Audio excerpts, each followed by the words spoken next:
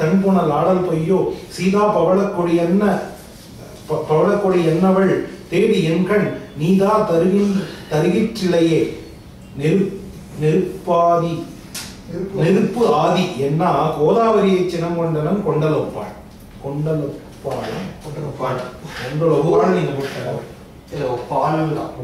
நீங்க போது ஆயின போது கீழே கரெக்டா இருக்கு. போது ஆகிற போது உன தன்புணல் ஆடல் பொய்யோ சீதா பவளக்கொடி அன்னவள் தேடி என் கண் நீதா தருகிற்றிலையே நெருப்பாதி என்ன கோதாவரியை சினம் கொண்டன. கோதாவரி நதியை பார்த்து ராமன் கோவப்பட்டான். உன்னை பிரிந்து எப்படி கோவப்பட்டான்? போது ஆயின போது, சூரியன் உதிக்கும் போது, போது விடிஞ்சிருத்து, அந்த இந்த வழக்கை யூஸ் பண்றேன். பொழுது விடிந்திருத்து அப்படின்றத போது ஆயி. போதுதான் சரியான சொல். அதுவும் அது பொழுது இல்லை, போதும் சரியான. அதாவது போதும்னு ஒரு சொல் இருக்கு, அது வந்து கொச்சை கிடையாது. போதும் அதே அர்த்தம் தான், பொழுதும் அதே அர்த்தம் தான். பொழுது நொடி போகுதுன்னா ஒரு நொடி. பொழுதுங்கிற இது உண்டு. பொழுது அதான் ரெண்டு வார்த்தையும் இருக்கு. பொழுது பொழுது போது, பொழுது போது மூணுமே. பொழுதுனா வெட்டி இல்லையா? அது வந்து பொழுதுன்னா அந்த பொழுதுதான். அதே மூணு ஒரே அர்த்தம் தான். பொழுது பொழுது போது எல்லாமே அவர் அடிக்கடி சொல்ற மாதிரி மரபு கவிஞர்களுக்காக உண்டாக்கப்படுறாங்க. போது அப்படிங்க பொழுது இது ஒண்ணு அந்த நேர் நிலை எல்லாம் மாறி வர்றதுனால பிரயோஜனப்படும் அவங்களுக்கு. போது ஆயின போது குணதன்புணல் ஆடல் பொய்யோ உன்னுடைய குளிர்ந்த நீர்ல தானே அவள் குளிர்ந்து நீராடுவா. அதெல்லாம் பொய்யாகிவிட்டதா? அதை மறந்து விட்டாயா? சீதா பவளக்கொடி அன்னவள், பவளக்கொடி போன்ற சீதை, பவளக்கொடி அன்னவள் தேடி, பேர்பட்டவளை தேடி எங்கள் நீதா, என்னிடத்திலே நீ கொண்டு வந்து தா. நதியே, ஏன்னா நதி வேக வேகமா பாஞ்சு ஓடுது இல்லையா, அதனால கேட்கிறாங்க நதி கிட்ட. அப்படி நீ செய்யவில்லை என்றால் நெருப்பாதி, ஒரு அம்பை விட்டு ஒரு நெருப்பாதி. என்ன கோதாவரியை சினம் கொண்டனர், கோதாவரி நதியை நோக்கி கோபப்பட்டான்.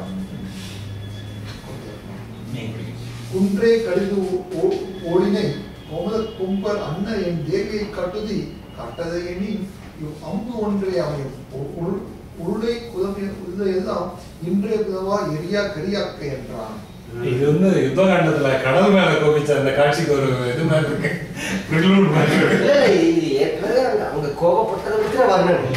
இப்ப அதை பார்க்காத ஹனுமார், இது கொஞ்சம் ஒரு மாதிரி இதுவா இருக்குல்ல. ஹனுமாருக்கு இதை யாரும் சொல்லியிருப்பாங்க?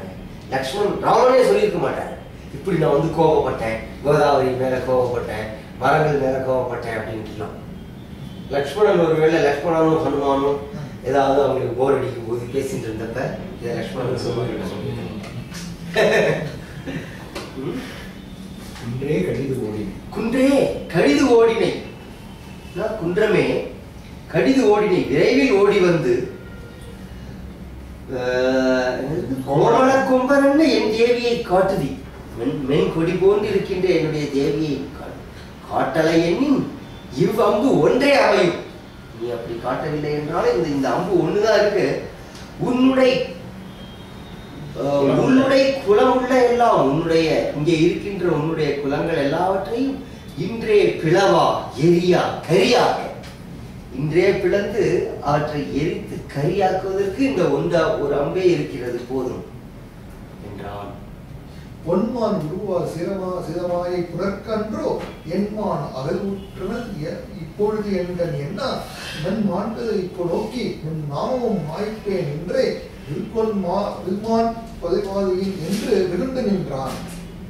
பொன்மான் உருவால் சில மாயை உனக்கு அன்றோ என் மான் அகலுட்டனல் இப்பொழுது என்கண் என்ன. பொன்மான் உருவத்தை கொண்டு சில மாயை சில வஞ்சனைகளை செய்ததனால் அன்றோ,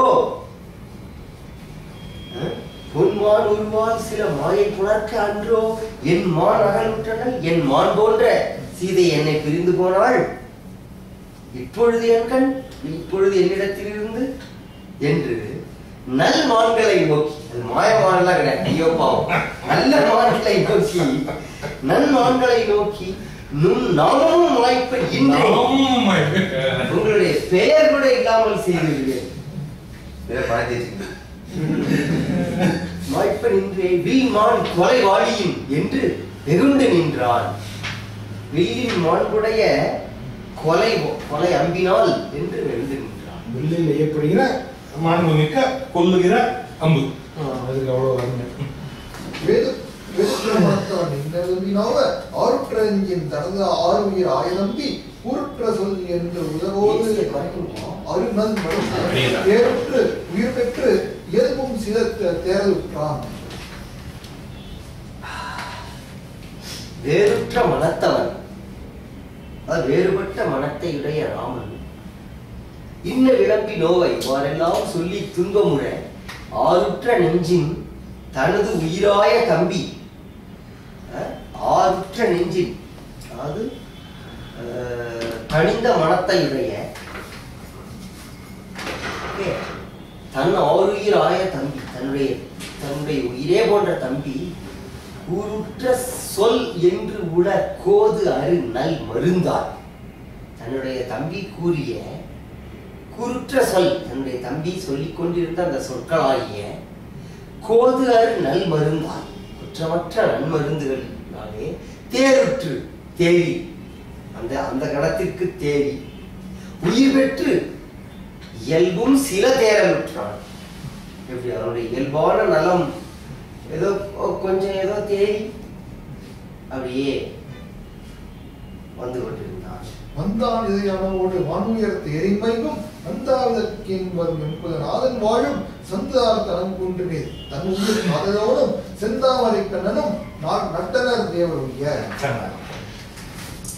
வந்தான் இளையானோடு வானுயர் தேரிமைக்கும் நந்தா விளக்கின் வரும் எம் குலநாதன் வாழும் சந்து ஆர் தடம் குன்றேன். இந்த இளையவனான லக்ஷ்மணனோடு வந்தான். எந்த இடத்துக்கு வந்தான்? வானுயர் தேரின் வைகும் நந்தா விளக்கு சூரியன். நந்தா விளக்குனா என்றுமே அடையாத விளக்கு போன்ற அந்த சூரியன் வரும், நந்தா விளக்கின் வரும் சூரியனுக்கு மகனாக வருகின்ற எம் குலநாதன், எம் குல தலைவனான சுக்ரீவன் வாழும் சந்து ஆர் தடங்குன்றினே, சந்தன மரங்கள் செறிந்திருக்கின்ற அந்த பெரிய குன்றத்திலே தன் உயிர் காதலோனும் செந்தாமரை கண்ணனும், தன் உயிர் காதலோனும் அப்படின்னா அவனுடைய பிராண சிநேகிதன் ஆன சுக்ரீவனும் செந்தாமரை கண்ணனும், செந்தாமரை கொன்றார் கண்களிலே ராமன் நட்டனர் நட்பு கொண்டார். நட்பு கோல் படலம்னு இல்லையா? நட்டனர்னா உடனே ஒரு செடி எடுத்து நட்டாங்க. சரி, நமக்கு பிறந்த நாளுக்கு எல்லாம் செடி நடுறாங்கல்ல, இது வந்து நடுதல் பொருட்கள் நட்டனர் தேவர். இது யாராவது கொஞ்சம் படிச்சா ஒரு நட்டனர் தேவர் உயர் உண்டாயதும் ஊற்றதும் முற்றும் உணர்த்தி உந்தம்பா உண்டான் என நோய் உற விம்முகின்ற பொழுது என்தான் விழுந்து இட்டனும் ஏந்து இழை யாங்க கண்டான் உயிர் போதமும் வேதமும் காண்பிதாதான். வேதமும் போதமும் இங்க இருக்கு, அங்க இருக்கு போதமும் வேதமும் காண்பிதோம். இதுல ஆடலாம் மாதிரி நீங்க தண்டாண்டு கண்டாண்டு மாதிரி கண்டான் தான் இருக்கு. தண்டாண்டு தப்புதானே அது? கண்டான் தான் கண்டான் உயிர் கண்டான் தான் சரியாகும். ஏன்னா எதுவுமே வினைச்சொல் கிடையாது.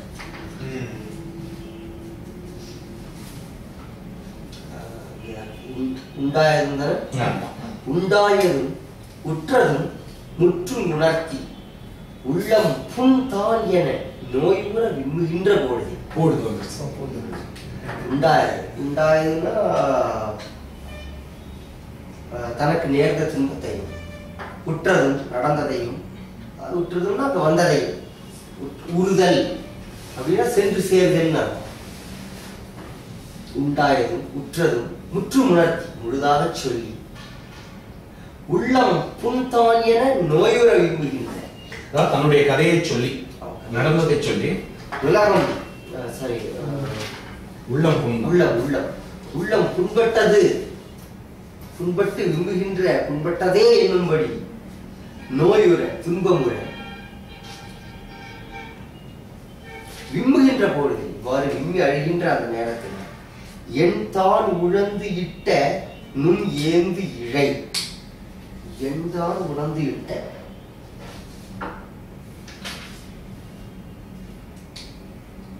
அதுக்கு இவர் கொடுக்குறாரு எண் தான்ங்கிறதுக்குலாம் அர்த்தம் கொடுக்கல. எண்கள் மனம்னு கொடுத்துருக்கேன். நீங்க அதை விட்டுட்டு போயிட்டே போல. இங்க வந்து எண் அப்படிங்கிறது மனம் அப்படின்னு எண்ணம் உழந்து அது மாதிரி எண் இழந்துட்டான்னு கொடுக்குறாரு. அறிவை இழந்தான். Okay okay okay. ஓ எண் எண்தான் இழந்திட்டனன் அப்படின்னு இங்க பாடம் வைமுக்கம். ஓகே, இதுல எண்தான் உழந்து இட்ட அப்படின்ட்டு நுண் ஏந்தி இழை. ஓ சீதை வந்து மனம் வருந்தி இட்ட நகைகள்ங்கிற மாதிரி அர்த்தமா? ஆமா. ஓகே. நாங்கள் அதான் இதுல வந்து சீதை எண்ணி எண்ணி போட்ட அப்படின்னு ஏதோ ஒரு அர்த்தம் வரும் போல இருக்கு. எண் தான் உழந்து இட்ட அப்படின்னா துன்பத்தால் விழுந்து கொண்டிருக்கும் போது அவள் போட்டன்ற அர்த்தம். இதுல எண் தான் இழந்திட்டனன் அப்படின்னா அவனுடைய அறிவே இழந்து விட்டான். எண்ணம் அறிவை இழந்து விட்டான். அந்த விம்மிகின்ற அந்த பொழுதிலே நும் ஏந்து இழை ஏந்து இழை யாங்கள் காட்ட உன்னுடைய ஆபரணங்களை நாங்கள் காண்பிக்க கண்டான் உயர் போதமும் வேதமும் காண்கிறார்.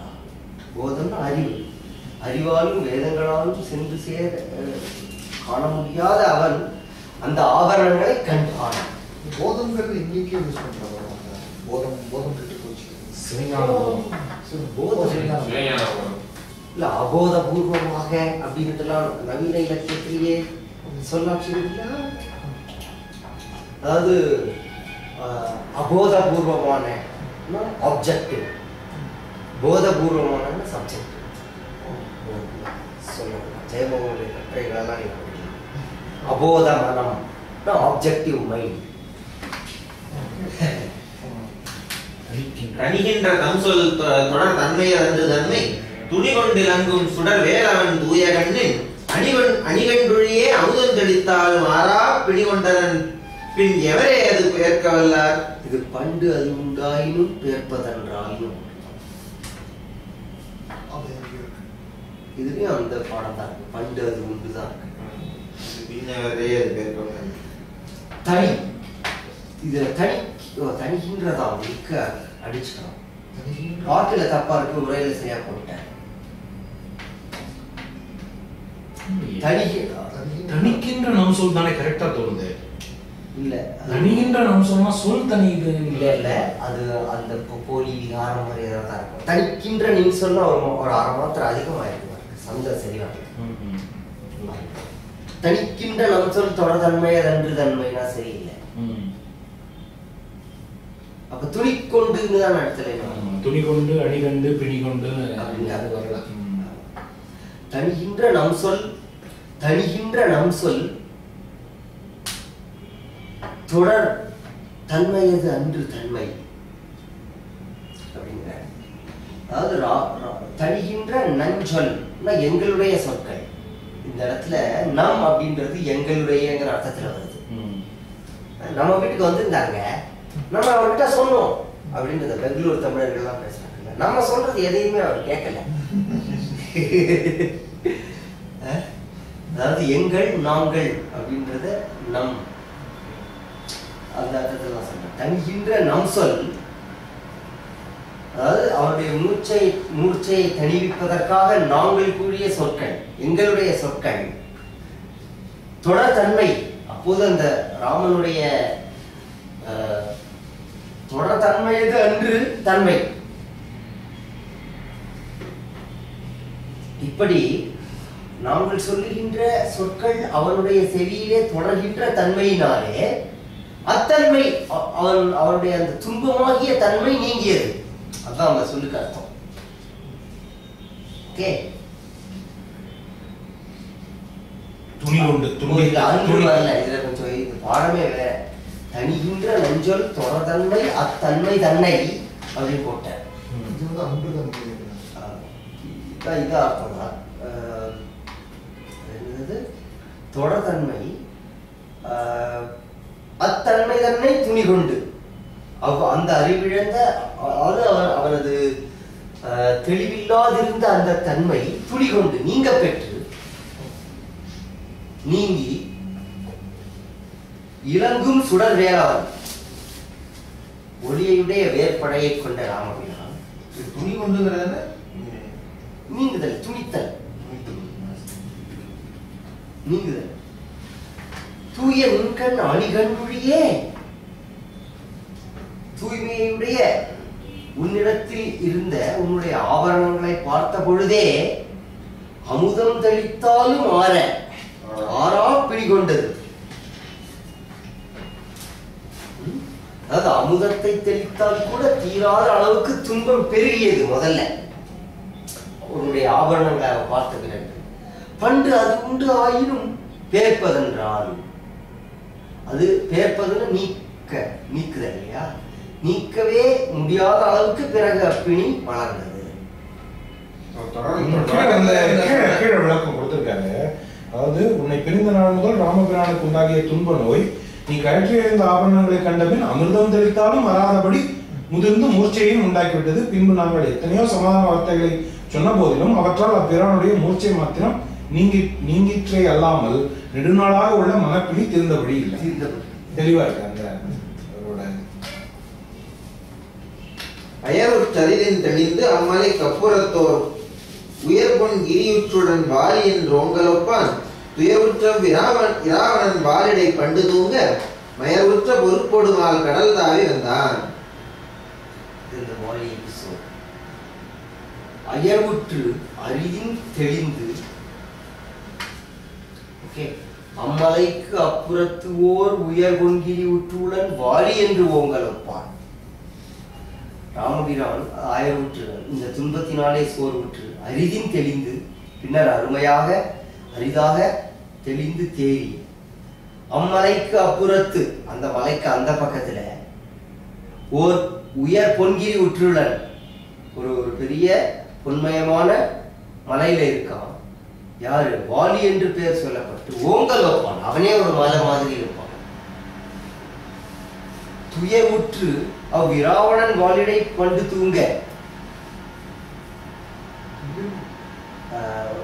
ராவணன் துயருற்று வாலிடை பண்டு தூங்க ராவணன் துயருற்றவனாய் அந்த வாலிலே சிக்கி பண்டை காலத்திலே தூங்க அசைந்து ஆட வாலில கட்டி ராவணனை கூட்டிட்டு வராங்க. அப்ப ராவணன் அசையான். தூங்குதல்னா அசைதல், தூங்குதல்னா தொங்குதல். தூங்குதல் இல்ல தூக்கணான் குறி அந்த ராவணன் ஜெயமோகன் விரிவா எழுதியிருந்தாரு. மலையாளத்துல இருக்கிற வார்த்தை அது. ஆமா, தூக்கம். தூங்குதல். இல்ல இல்ல தூக்கம்னு அந்த இது இருக்கே, தூக்க நேர்ச்சியா ஒரு பெரிய கிரேன், ஒரு கிரேன் மாதிரி ஒரு இதுல வந்து அப்படியே தூங்குவாங்க கோயில் எல்லாம். அது பேர் தூக்கம். ஒரு சடங்கு மாதிரி மண்டையில தேங்காய் அந்த மாதிரி இதுல கொக்கில தொங்குறது அந்த மாதிரி குழந்தைய தூக்கி குழந்தைய வச்சுக்கிட்டு ஒரு கிரேன் அப்படி தூக்கிடுவாங்க. ஓ சரி சரி, ஓகே. அந்த தூக்கம் அந்த வார்த்தை இது ரொம்ப பொருத்தமா இருக்கு. தோல்ல இதுல வாலிலே பண்டு தூங்க அப்படின்னு. வாலிடை பண்டு தூங்க மயர்வற்ற பொறுப்புடு. ஓ ஓ இந்த இது வந்து குலகம். ஓகே, இது வந்து இப்பேற்பட்ட வாலியை அப்படின்றதோட அங்க ஸ்டாப் ஆகுது, முடியல. அப்பேற்பட்ட வாலியுடைய உயிரை வாங்கினான் அப்படின்ட்டு அடுத்த கவியில வரப்போகுது. துயருற்ற இராவணன் வாலிடை பண்டு தூங்க மயருற்ற பொறுப்புடு மால்கடல் தாங்கி வந்தான். பெரிய கடல்களையும் தாண்டி வந்தவன் ஆயானை. அது என்ன மயருற்ற பொறுப்போடு? மயக்கம் அடைவதற்கு, அதாவது காடுகளுக்கு மயக்கம் உண்டாக்கும் அளவுக்கு பெரிய மலைகளையும் அதெல்லாம் தாண்டி வந்தோம் சுலபமா. மால் கடல்களையும் தாண்டி ஆயானை ஓர் அம்பினில் ஆறுயிர் வாங்கி அன்பின் தூயாண்மையின் அவ்வரசீந்தவன் சுற்றுசேனை மேயாய் வருவாய் என விட்டனன் மேவுகாரும் ஏயான் இருந்தான் இடைத்திங்கள் 2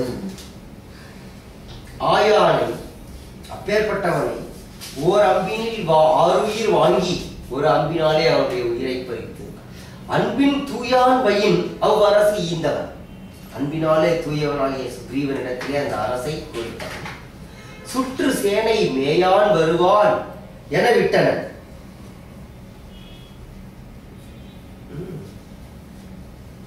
ஓகே, மேயான் வருவான் என்ன அர்த்தம்? மேயான் அப்படிங்கிறதுக்கு மேயாய் நிகழ்வு. இல்ல, சூழ்ந்த சேனைகளோடு கூடியவனாய். சுற்று சேனை மேயான், அதாவது ராணுவத்தோடு வருவான் அப்படின்னு விட்டுட்டாங்க. மேயன்றதுக்கு உதாரணமா திருச்சிராப்பள்ளி மேய சிவபெருமான் அப்படிங்கிற சொல்லாச்சு இருக்கு இல்லையா? மேயதுன்னா மாடு மேயது. மேயன்னு வரும்.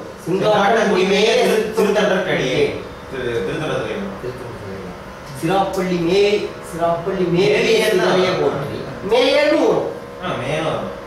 அதே அர்த்தம் தான் மேயான்.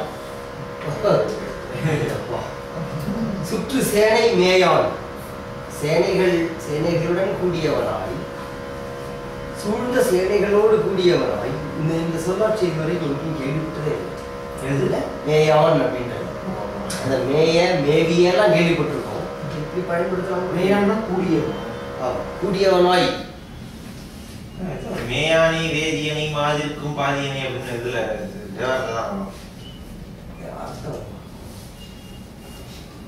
வருவான் என விட்டனன். வருவான் என விட்டனன். மழைக்காலம் கழிந்த பிறகு வருவான் என்று விட்டான். ஏயான் இருந்தால் இடை திங்கள் இரண்டிரண்டும். ஏயான் இருந்தான், பொருந்தி இருந்தான். திங்கள் இரண்டிரண்டும் 4 மாத காலம் அங்கே காத்திருந்தான். பொருந்தி இருந்தான். பின்கூடிய சேனை பெருந்திசை பின்னவாக வில்கூடு முதல் நின்னிடை மேவை ஏறி தெற்கூடு கடிதேவியன் சேர்ந்ததென்ன முற்கூடிய கூறினன் காலமோர் மூன்றுமெல்லாம். பின் கூடிய சேனை பெருந்திசை பின்ன ஆக வில் கூடு முதல் திரு நின்னிடை மேவை ஏறி தெற்கு ஊடுருவ கடிது ஏவினன் எண்ணெய் என்ன முன் கூடின கூறினன் காலமோர் மூன்றும் வல்லான். காலமோர் மூன்றும் வல்லான். மூன்று காலத்து வரலாறுகளையும் அறிய வல்லானாகிய அனுமன். காலமோர் மூன்றும் வல்லான் என்ன சொன்னான்? வில் கூடு முதல் திரு, அதாவது வில்லை போன்ற புருவங்களை உடையவளே, வில் கூடியது போன்ற புருவங்களை உடையவளே. நெற்றி முதல் திரு, அவன் நெற்றியை உடையவளே. வில்லையொத்த நெற்றியை உடைய திருவே. உண்மையில புருவத்தை தான் குறிக்கணும். நான் கீழே போட்டிருக்கேன். முதல் தான் புருவம் என்றும் பொருள் உண்டு அப்படின்னு போட்டிருக்கேன். ஏன்னா பொதுவா வில்லினை ஒத்த புருவம் தான் சொல்லுவாங்க.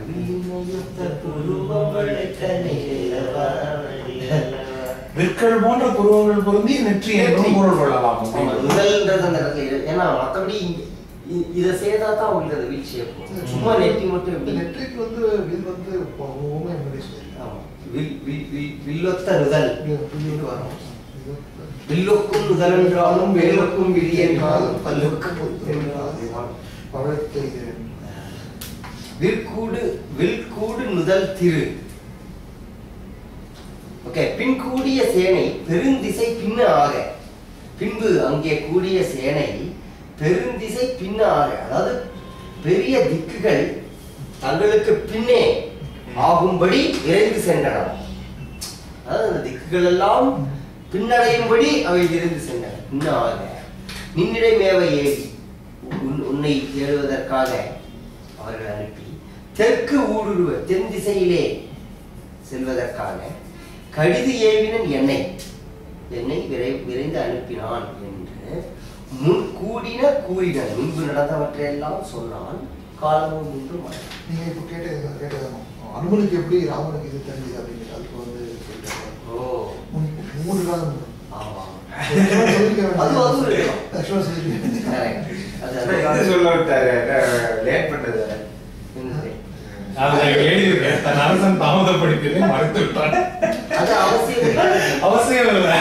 இந்த இடத்துல அதுக்காக முழு படம் வந்து ஒவ்வொரு இன்சிடென்ட்டையும் சொல்லணுன்றதுங்க இல்லையா? தாரை விழுந்து பழகினது, பின்ன ஏன் வந்து ராமன் சுக்ரீவனுக்கு சண்டை மறைந்திருந்து அம்பு விட்டான்றதை கூட சொல்லல.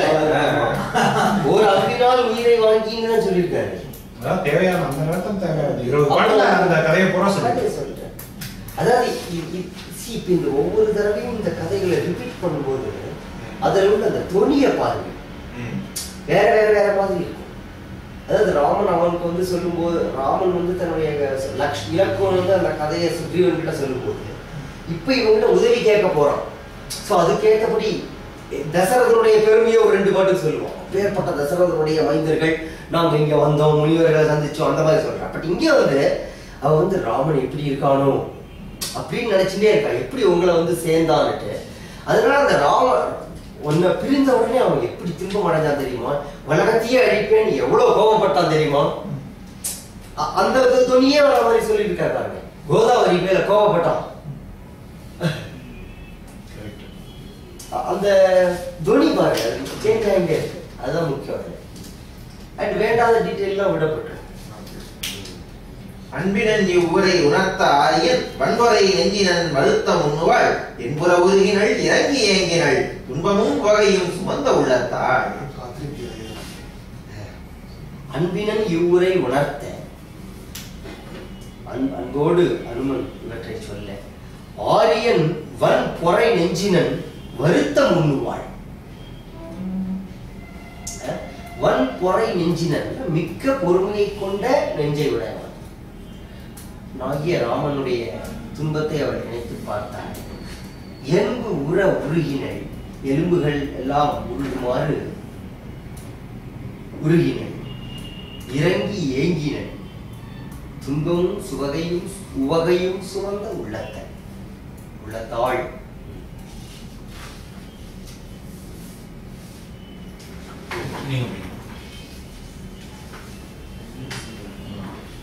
நையூர் சிந்தைகள் நயன வாரி தொய்கள் வெறும் சுழியடை சுழிக்கும் மேனிகள் ஐயனி அளப்ப அரும் அளக்கர் நீந்தினை எய்தியது எப்பரிசு இயம்புவா என்றான். நையூர் சிந்தையை நான் இப்படி துன்பத்தாலே வெந்து போகின்ற வார்த்தையுடைய சிந்தை. நயனவாரியின் தொய்யல் வெஞ்சுழியடை சுழிக்கும் மேனியை. நயனவாரினா கண்ணீர், கண்ணீர் பெருக்கினால் ஆகிய நயனவாரியின் தொய்யல் வெஞ்சுழியடை சுழிக்கும் மேனியை. அவ கண்ணிலிருந்து விழற தண்ணி எந்த அளவுக்கு இருக்குன்னா அதுவே ஒரு பெரிய வெள்ளமாகி அந்த வெள்ளத்துல அவளுடைய உடல் நின்றுட்டு இருக்கும். தொய்யங்கிறது என்ன பொருள்? குழம்பு தொய்யல்னா சேரு குழம்பு. அந்த குழம்பு இருக்காது இல்லைங்க, இல்ல சேரு சேரு. அதான் அதாவது என்ன சொல்ற, இந்த இதெல்லாம் பூசுவாங்க இல்லையா உடம்புல, சந்தன குழம்பு அந்த மாதிரி தொய்யல்னா அது அர்த்தம். இந்த இடத்துல கண்ணீர் பட்டு அந்த உடம்புல இருக்கிற தூசி வந்து சேராயிடுச்சுங்கிற மாதிரி நீங்க எடுத்துக்கலாம். பெஞ்சுழியதை சுழிக்கும் மேனியா ஐய, நீ அளப்பரும் அளக்க நீந்தினை எய்தியது எப்பரிசு இயம்புவாய். அளக்க முடியாத இந்த பெரிய கடக்க முடியாத கடலை நீந்தினை நீந்தி எவ்வாறு நீந்தி வந்தாய். அளவிடுவதற்கு அறிய கடலை கடந்து எய்தியது எப்பரிசு இயம்புவாய். நீ இங்கு வந்தது எப்படி என்று அருமையான பதவி. சுருங்கி இடை உன் ஒரு துணைவன் தூயதாள் ஒருங்குடை உணர்வினோர் ஓய்வுயில் மாயை பெருங்கடல் கடந்தனர் பெயரும் பெற்றி போல் கருங்கடல் கடந்தனன் காலினால் என்றான்.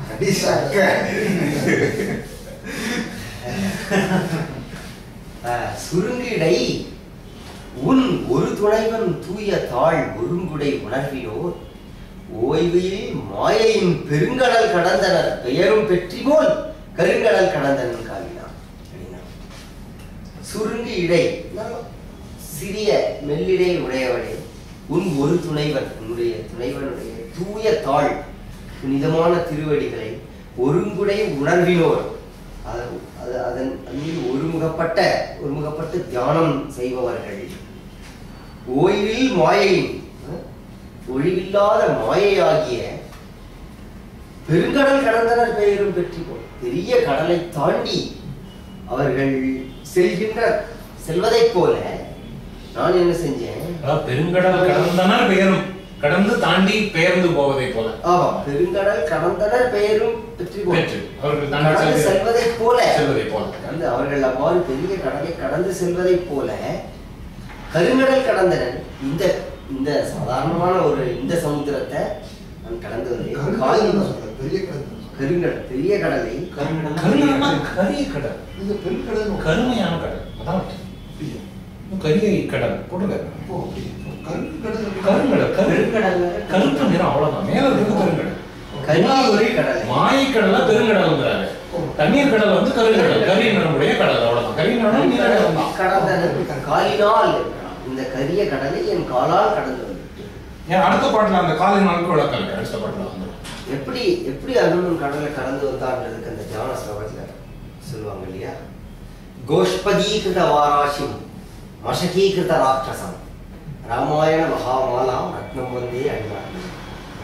ஆஞ்சநேய தியான ஸ்லோகம் வால்மீகி ராமாயணத்துல.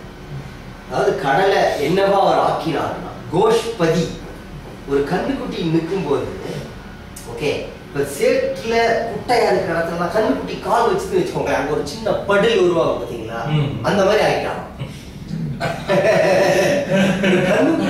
கண்ணுக்குட்டியினுடைய கால் இருக்கிற அளவுக்கு இருக்கிற குட்டை மாதிரி கடலை ஆக்கினார். கோஷ்பதி கிருத வாராசம் மஷகீகிருத ராட்சசம். ராட்சசர்கள் எல்லாம் கொசு அடிக்கிற மாதிரி, மஷகீன மஸ்கிட்டோ, கொசு. ராமாயண மகாமாலா ரத்னம், ராமாயணம் என்கிற பெரிய மாலையில இருக்கிற ரத்னம் போன்ற ரத்னம் வந்தே அருளாத்மஜம். இது வந்து காட்டினார் இல்ல இங்க வந்து காட்டினார். அதுக்கு தான் காலால என் காலம் சும்மா தாண்டி வந்துட்டேன் அப்படிங்கிறார். ஏன்னா அவர் வந்து தன்னோட படையோட பெருமையை சொல்ல வேண்டிய நேரம் அது வரும் அடுத்தடுத்த பாட்டுல. இத்துணை சிறியது ஓர் ஏன் இல் யாக்கை தத்தினை கடல் அது தவத்தின் நாயதோ சித்தியின் இயன்றதோ செப்புவா என்றாள். முத்தினும் நிலவினும் முறுவல் முற்றினான். துணை சிறியது ஓர் இத்துணை சிறியது ஓர் ஏனில் யாக்கையை தத்தினை கடல் அது தவத்தின் ஆயதோ சித்தியின் இயன்றதோ செப்புவாய் என்றாள். முத்தினும் நிலவினும் முறுவல் முற்றினாள். இப்பவும் சிரிக்கல, வர்மனதான். அதாவது முத்தை விடவும் நிலவினும் சந்திரனுடைய ஒளியை விடவும் முறுவல் முற்றினாள். மக்களின் ஒளி மிகுந்துள்ளவளான பிராட்டி. என்ன கேட்டா, இத்துணை சிறியவோ என்னும் யாக்கையை. இவ்வளவு சின்னதாவும் ஒருத்தர் இருக்க முடியுமா? அப்ப ரொம்ப சின்ன குரங்காத்தான அங்க இங்க போய் தேடுறாரு. ஒரு ஏணில் யாக்கையை இவ்வளவு சிறியதோ என்று பிறரால் என்னும் யாக்கையை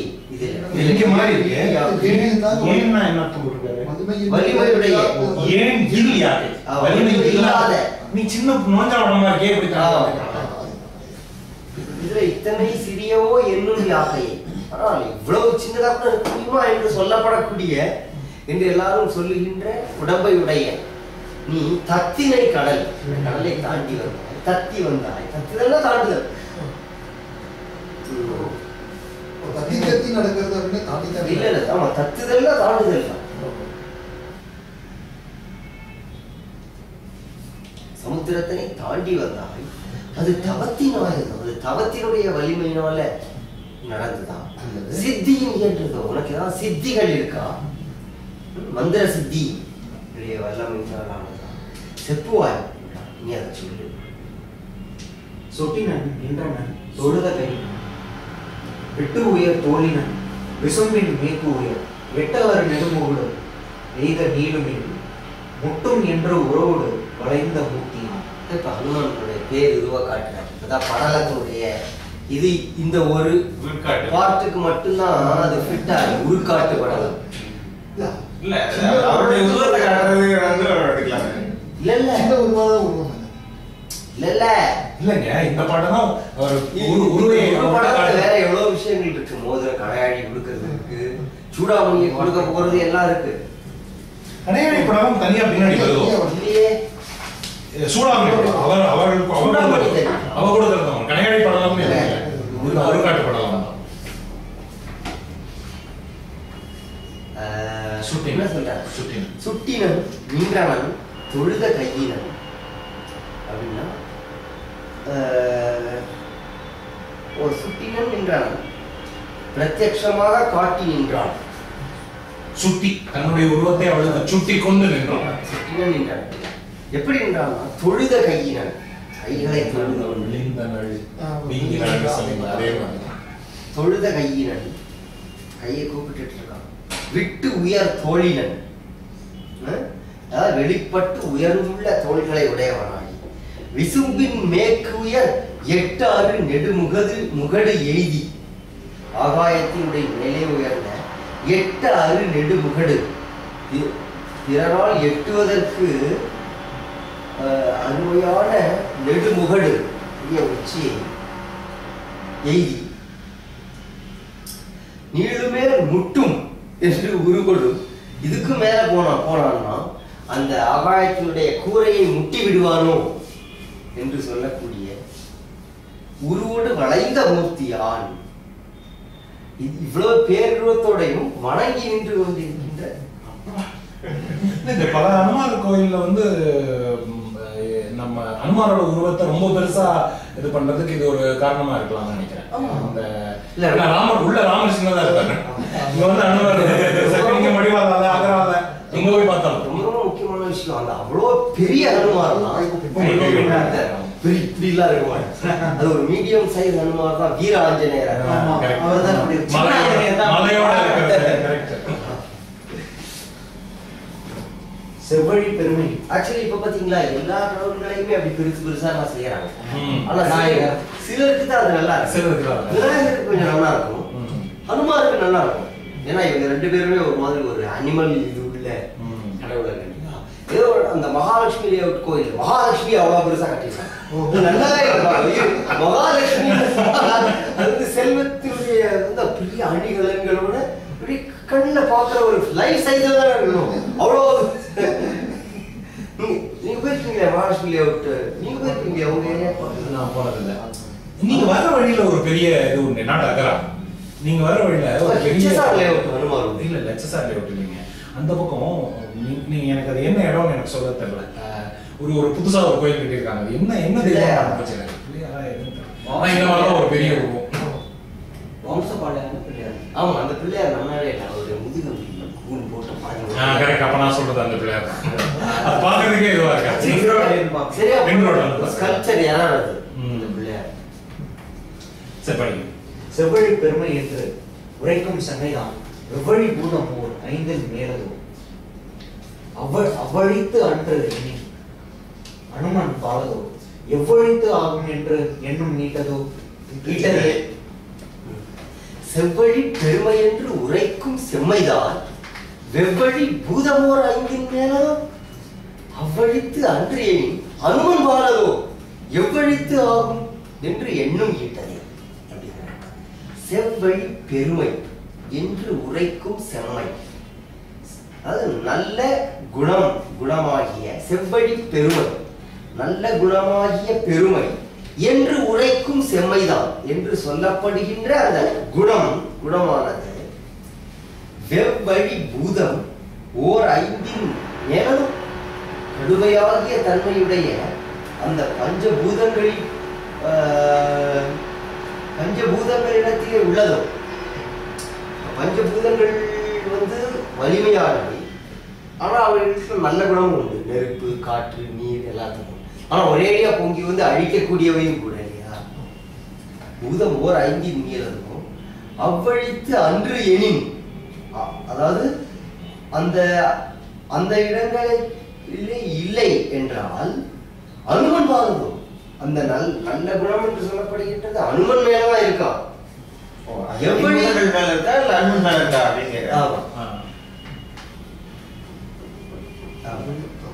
அல்லது எவ்வழித்தாகும் என்று எண்ணும் விட்டது. எங்கே இது இந்த இரண்டிலே எந்த இடத்திலே உள்ளது என்று எண்ணும்படியாக அந்த பேருருவம் இருந்தது. அதான் கீழே போட்டிருக்காரு. பேருருவம் இருந்ததுனால உலகை நிரப்பிட்டதுனால நல்ல குணங்கள்லாம் அவர்கிட்ட தான் இருக்கோ. அந்த மாதிரி ஒத்துயர் கனகவான் கிரியின் ஓங்கிய மெய்த்துரு மறந்தொரும் மின்மினி புலம் மொய்த்துளவாம் என முன்னும் பின்னரும் தொத்தின தாரகை மயிரின் சுற்றலாம். ஒத்துயர் கனகவான் கிரியின் ஓங்கிய மெய்த்துரு மறந்தொரும் மின்மினி புலம் மொய்த்துளவாம் என முன்னும் பின்னரும் தொத்தின தாரகை மயிரின் சுற்றலாம். தொத்தின ஒத்து உயர் கனகவான் கிரி, அது தன்னையே ஒத்து தன்னைத்தானே ஒத்து எல்லா மலைகளிலும் உயர்ந்து இருக்கின்ற மேருமலை போல கனகவான் கிரியும் உண்மையமான பெரிய மேருமலையிலே ஓங்கிய மெய்த்தூர் மரம் தோறும் அங்கே ஓங்கி வளர்ந்த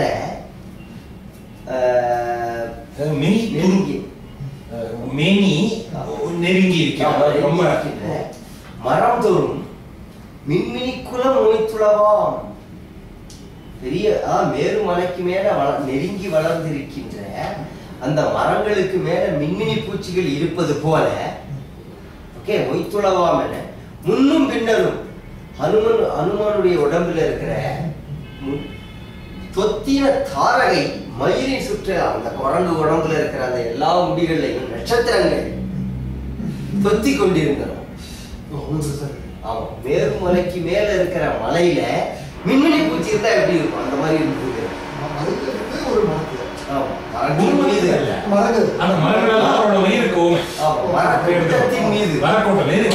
நெருங்கி மயில் இருக்கும் இல்லையா மலை தெரியாது, மலைக்கு மேல இருக்கிற மரம் தெரியும்.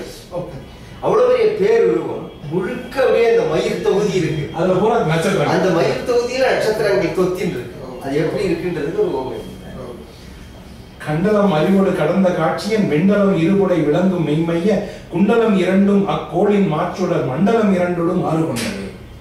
கண் தலம் அறிவோடு கடந்த காட்சிய விண்தலம் இருபுடை விளங்கும் மெய்மைய குண்டலம் இரண்டும் அக்கோளின் மாற்றுடர் மண்டலம் இரண்டோடும் மாறு கொண்டது. கண் தலம் கண்கள், கண்களின் இடத்தையும் அறிவோடு அறிவையும் கடந்த காட்சியல் இந்த இரண்டையும் தாண்டி செல்கின்ற காட்சிங்கிறார். அந்த வரி எவ்வளவு அழகா இருக்காங்க. கண்தலம் அறிவோடு கடந்த காட்சிய விண்தலம் கண்களாலையும் அளக்க முடியாது, அறிவாலையும் அளக்க முடியாது. பேருருவம் விண்தலம் இருபுடை விளங்கும் இருபுடை விண்தலம் விளங்கும் எய்மை அக்குண்டலம் இரண்டும் அப்படின்னு இரண்டு பக்கங்களிலும் ஆகாயத்திலே விளங்குகின்ற தன்மையுடைய அந்த இரண்டு குண்டலம் இரண்டும் அந்த ரெண்டு நேரா இருக்கிறார். அந்த ரெண்டு குண்டலங்கள் அப்படியே ஜொலிக்குது. அது எப்படி இருக்கு அப்படிங்கிறாரு. அக்கோளின் மாற்றுடன் மண்டலம் இரண்டோடும், சந்திர மண்டலம் சூரிய மண்டலம், அந்த இரண்டையும் போல மண்டலம் இரண்டோடு மாறு கொண்டவை, பகைமை கொண்டன. அவை போல இருந்தாங்க.